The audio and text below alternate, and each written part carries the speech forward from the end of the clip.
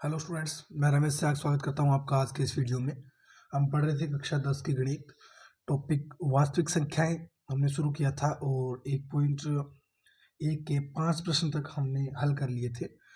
से पहले वाले वीडियो तक जिस विद्यार्थी को वीडियो देखना हो लिंक डिस्क्रिप्शन बॉक्स में मिल जाएगी, आप देख सकते हो और आपका कोई भी डाउट है पहले 5 प्रश्नों में आप क्लियर कर सकते हो। अब हम शुरू करने वाले हैं प्रश्न संख्या 6 से।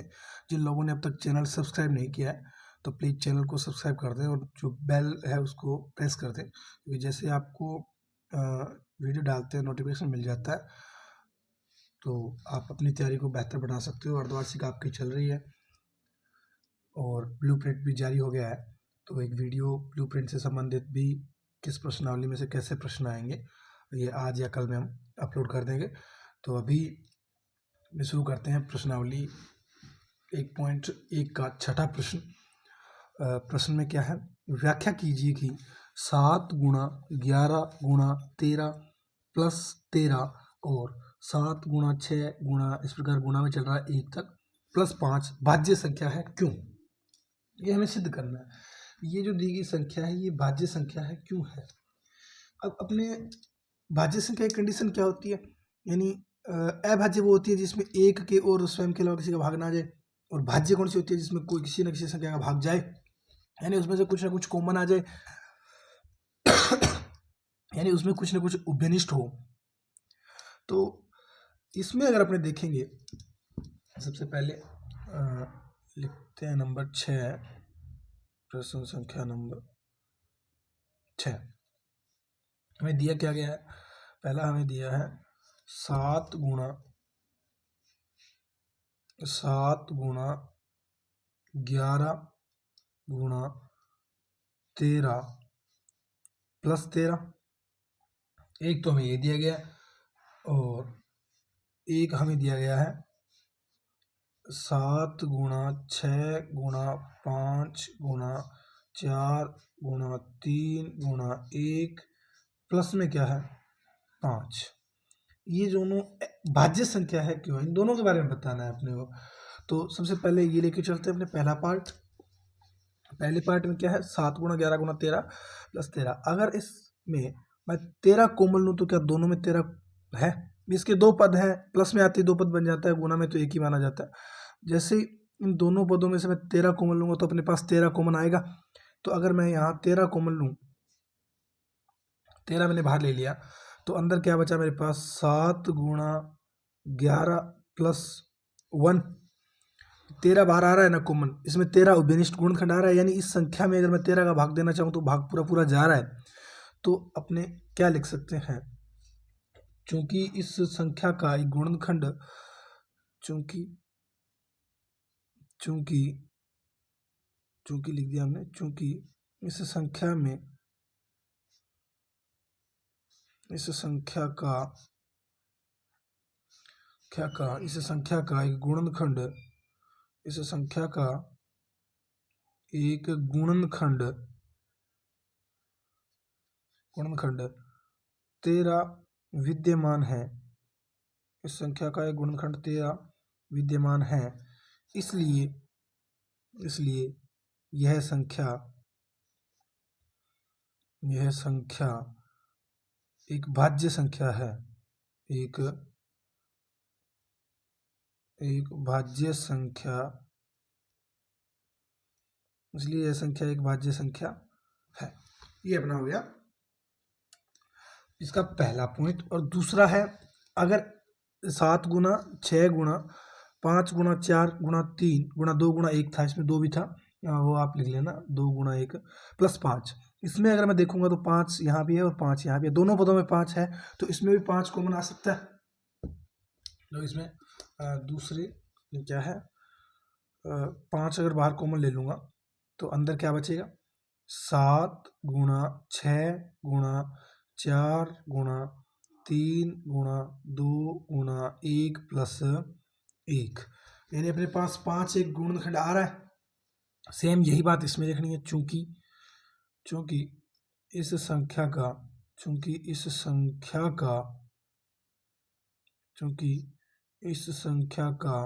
एक गुणनखंड एक गुणनखंड, चूंकि इस संख्या का एक गुणनखंड 5 विद्यमान है, 5 विद्यमान है, इसलिए इसलिए ये संख्या यह संख्या एक भाज्य संख्या है। इसलिए यह संख्या क्या है? एक भाज्य संख्या है। ये अपना इसका आंसर हो जाएगा। जहाँ कोई भी गुणनखंड अगर विद्यमान है तो वह संख्या भाज्य संख्या होती है। इसमें आप लिख सकते हो, बता दिए कि दोनों संख्याएं क्या है? भाज्य संख्याएं हैं। अब अपने बात करते हैं नेक्स्ट प्रश्न नंबर 7 की।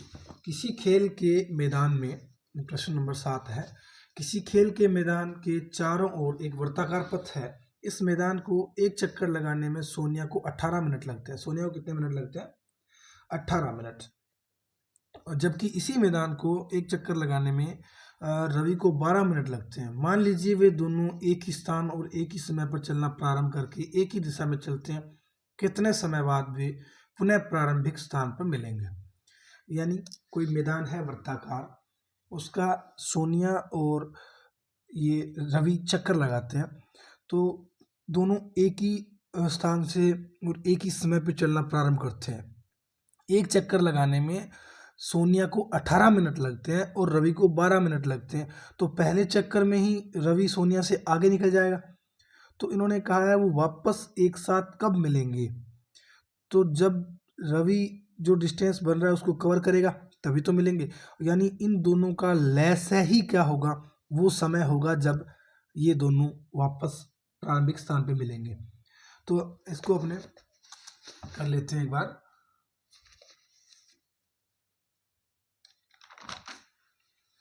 शुरुआत में लिख लेते हैं प्रश्न नंबर 7।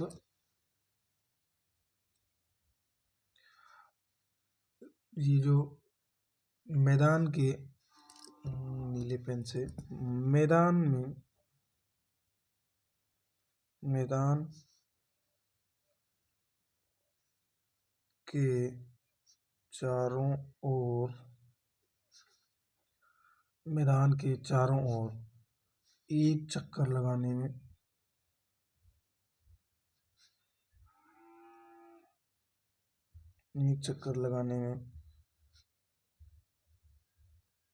सोनिया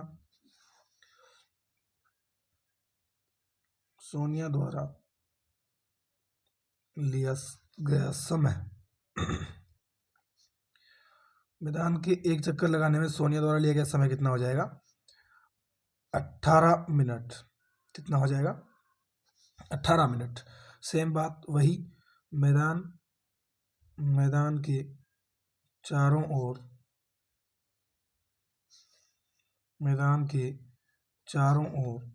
एक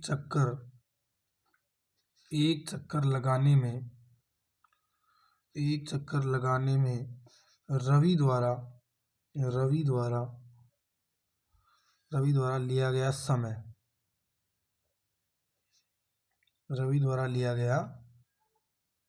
समय कितने मिनट है? 12 मिनट। अब हमें क्या करना है?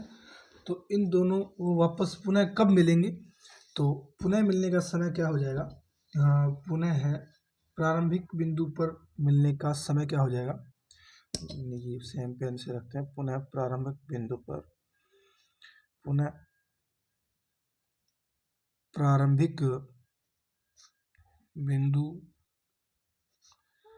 पर मिलने का समय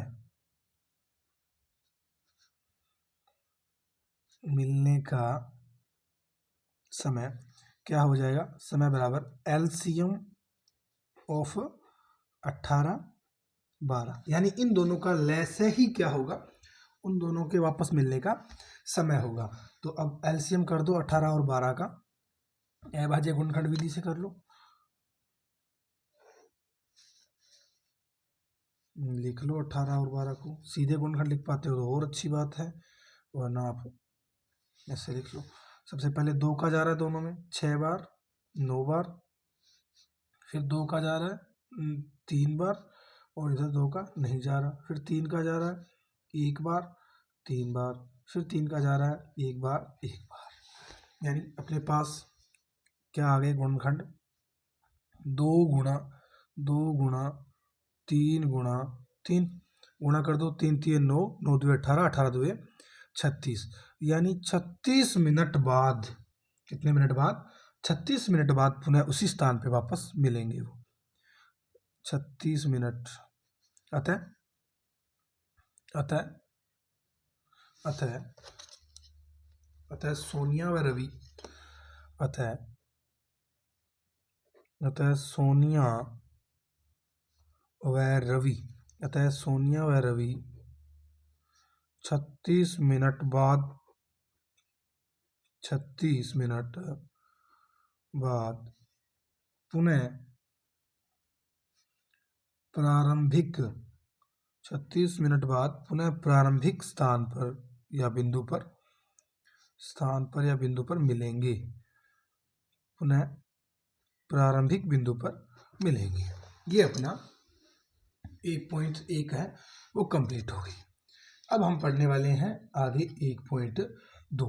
1.2 में हमें क्या करना है, 1.2 में हमें संख्याओं को अपरिमेय सिद्ध करना है।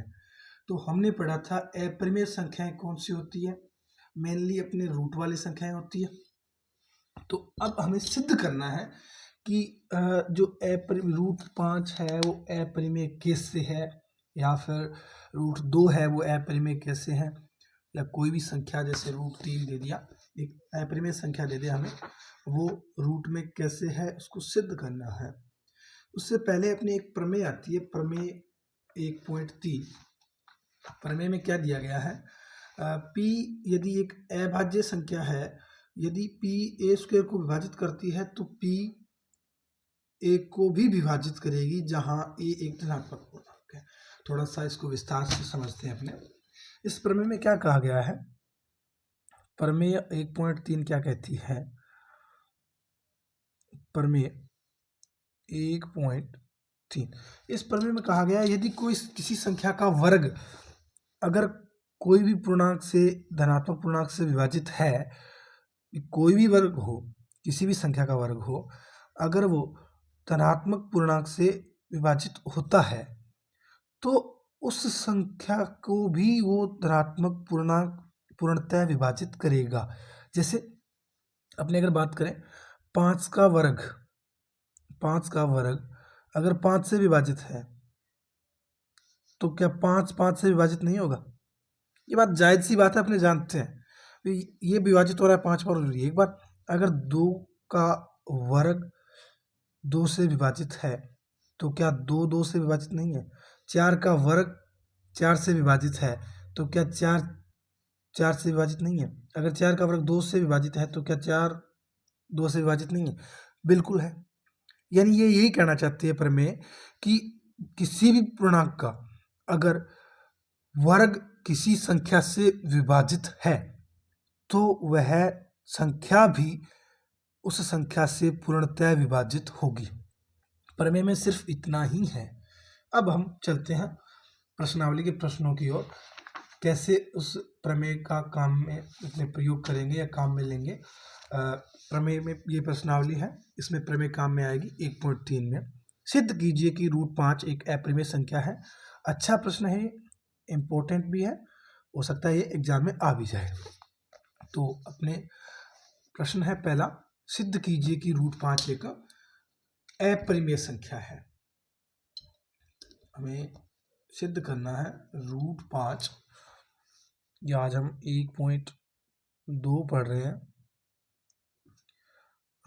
प्रमेय 1.3 हमने लिख ली है। रूट 5 एक अपरिमेय संख्या है, ये सिद्ध करना है हमने वो।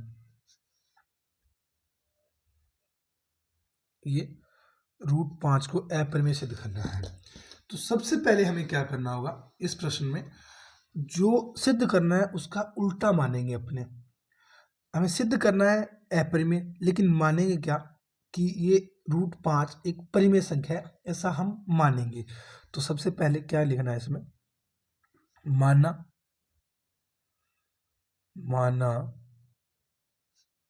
रूट 5 एक, माना रूट 5 एक परिमेय संख्या है, माना √5 एक परिमेय संख्या है। हमने मान लिया √5 एक परिमेय संख्या। अब अगर हमने इसको परिमेय माना है तो ये क्या हो जाएगा, अतः √5 बराबर किसके होगा? फिर अगर प्रमेय है तो P/Q के बराबर होगा। ये अगर परिमेय है तो P/Q के बराबर इसको होना पड़ेगा, तभी ये प्रमेय होगी। और यहाँ Q is not equals to 0, ये मैंने आपको परिमेय संख्या के लिए लिखवाया था। और P व Q क्या होने चाहिए? सहभाज्य। P व Q क्या होने चाहिए? सहभाज्य, यानी इन दोनों में कोई भी कॉमन नहीं होना चाहिए, कोई भी गुणनखंड उभयनिष्ठ इनमें नहीं होना चाहिए P और Q में। तो अब अपने सबसे पहले क्या करते हैं, इसका वर्ग करते हैं। तो इसका वर्ग करना पड़ेगा अपने को। क्यों करना पड़ेगा? क्योंकि √5 को एक पूर्ण संख्या बनाते हैं अपने, ये रूट हटाते हैं। तो दोनों तरफ वर्ग करने पर, दोनों तरफ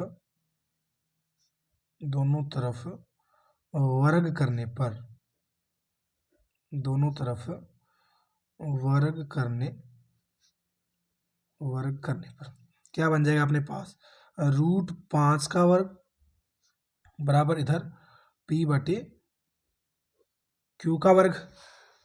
अब स्क्वायर से रूट हट जाएगा तो इधर बन गया अपने पास 5 और इधर बन जाएगा अपने पास P²/Q²।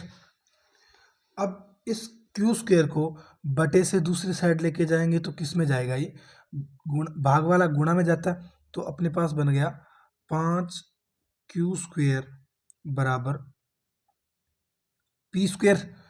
अब इस P² को इधर लेके आएंगे तो अपने पास Q² का मान आ जाएगा। तो अपने इस 5 को इधर लेके आए तो Q² बराबर P²/5। अब एक बात हमने पढ़ी थी, एक संख्या अभी प्रमेय थी 1.3, इसमें था कि एक संख्या का वर्ग यदि किसी संख्या से विभाजित हो रहा है तो वो संख्या भी उस संख्या से विभाजित होगी। यहाँ पे P² का वर्ग, P का वर्ग 5 से विभाजित होने पे Q² आ रहा है, यानी विभाजित हो रहा है। तो अगर स्क्वायर विभाजित हो रही है यानी वर्ग विभाजित हो रहा है तो संख्या भी 5 से विभाजित होगी, इसका मतलब P भी 5 से विभाजित होगा। तो अपने लिख सकते हैं चूंकि P व Q पूर्णांक है, P व Q पूर्णांक है। प्रमेय 1.3 से या सीधा लिख दो, प्रमेय लिख दो, चाहे प्रमेय 1.3 से P² 5 से विभाजित है, P² 5 से विभाजित है, अतः P भी 5 से विभाजित होगा। प्रमेय से 5 से विभाजित, P भी 5 से विभाजित होगा। अब हम कह सकते हैं ये अतः ये क्या हो जाएगा अपने पास, या इसलिए क्या हो जाएगा, P/5 बराबर अपने कुछ भी मान लो, एक बार K1 मान लो। ये अपने पास क्या आ गया, P/5 बराबर K1 आ गया। इसको नाम दे दो एक बार समीकरण नंबर 1, और इधर यहाँ ले आओ, इसको 5 बटे में गुणा में ले आओ तो P का मान अपने पास कितना आ गया, 5K1 आ गया। कितना आ गया? P का मान आ गया अपने पास 5K1। ये P का मान अपने पास जो भी आया है इसको उठा के समीकरण नंबर 1 में रख दो, इसी प्रकार अपने Q का मान निकाल लेंगे। तो अब अपने क्या करते हैं, इस P का मान समीकरण 1 में रखने पर P का मान, ये अच्छा प्रश्न है और थोड़ा लेंथी भी है, तो ध्यान से समझना इसको। P का मान समीकरण 1 में रखने पर, P का मान समीकरण 1 में रखने पर, P का मान समीकरण 1 में रखना। समीकरण 1 अपने पास क्या था? समीकरण 1 था क्यू स्क्वायर बराबर पी स्क्वायर बटे 5। ये मान पी स्क्वायर का मान वहाँ रखेंगे तो अपने पास बन जाएगा क्यू स्क्वायर बराबर पी स्क्वायर का मान क्या है, पी स्क्वायर का मान है 5k1 और इसका स्क्वायर बटे में 5। अब 5k1 का स्क्वायर करेंगे तो अपने पास क्या बन जाएगा 25k1 स्क्वायर, राइट। और अपने पास बटे में क्या है 5, ये 5 से 25 कट जाएगा 5 बार, तो अपने पास क्या बना क्यू स्क्वायर बराबर 5k1 स्क्वायर।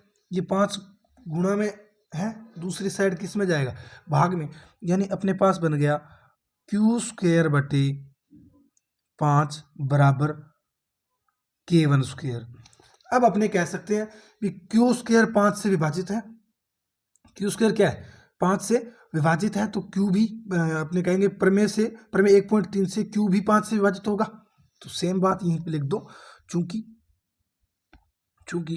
प्रमेय 1.3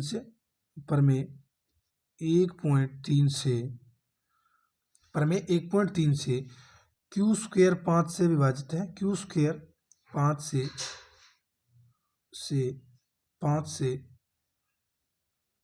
से विभाजित है, क्यू स्क्वायर 5 से विभाजित है, अतः क्यू भी 5 से विभाजित होगा। वो प्रमेय से है 1.3 प्रमेय से विभाजित होगा। अतः अब हम क्या लिख सकते हैं, अतः क्यू बटे 5, इसको नाम दे दो आप समीकरण नंबर 2, और यहाँ जरूरत नहीं है समीकरण 1, 2। अभी अपने चलते हैं आगे। अब क्यू स्क्वायर 5 से विभाजित है और क्यू भी 5 से विभाजित होगा, तो हमने अतः माना, इसको थोड़ा सा सेट कर लेता हूँ, ये अभी ठीक है। अतः माना,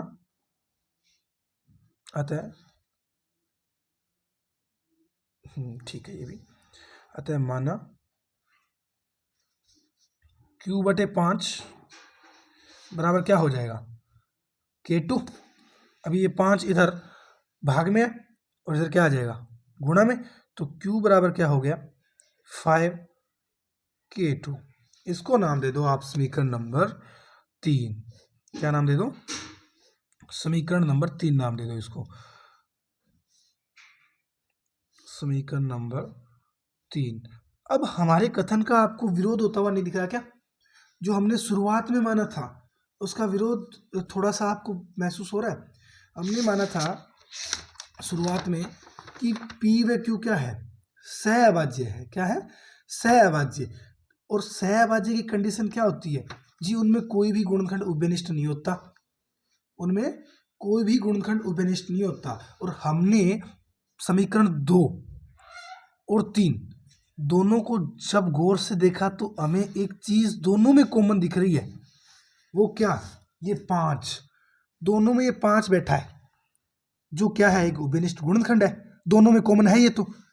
जबकि हमारी कंडीशन ये थी, ये प्रमेय तब होगी जब इनमें क्या हो कोई भी उभयनिष्ठ गुणनखंड ना हो, ये दोनों सहअभाज्य हो। अब अगर मैं P बटे Q बनाऊं, अगर मैं P बटे Q बनाऊं इससे, तो P में Q का भाग दूं तो अपने पास क्या बनेगा 5k1 बटे 5k2।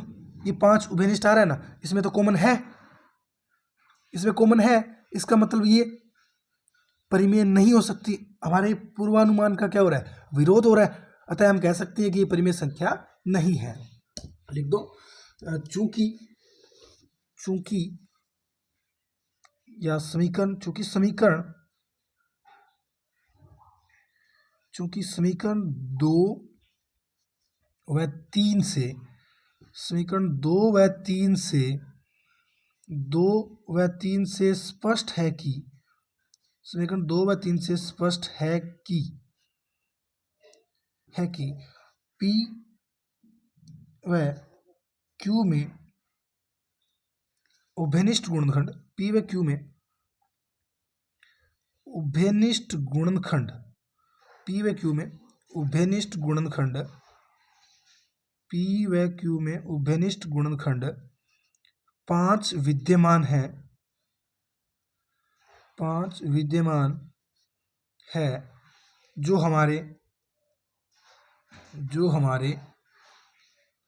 हमारे पूर्वानुमान का, यानी जो हमने पूर्व में अनुमान लगाया था, जो हमारे पूर्वानुमान का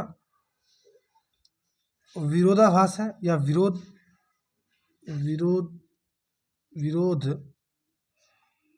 जो हमारे पूर्वानुमान का विरोध करता है।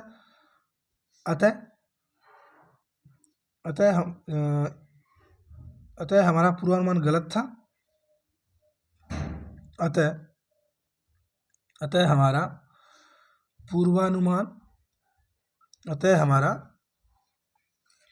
पूर्वानुमान गलत था। इसलिए अतः रूट 5 एक अपरिमेय संख्या है। रूट 5 क्या है? रूट 5 एक अपरिमेय संख्या है। ये अपना क्या हो गया, इसका फाइनल आंसर हो गया।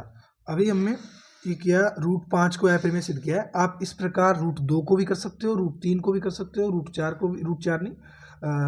को भी कर सकते हो, रूट 7 को भी कर सकते हो, अनेक संख्याओं को आप कर सकते हो। तरीका सेम यही रहना है, इसी प्रकार करना है आपको।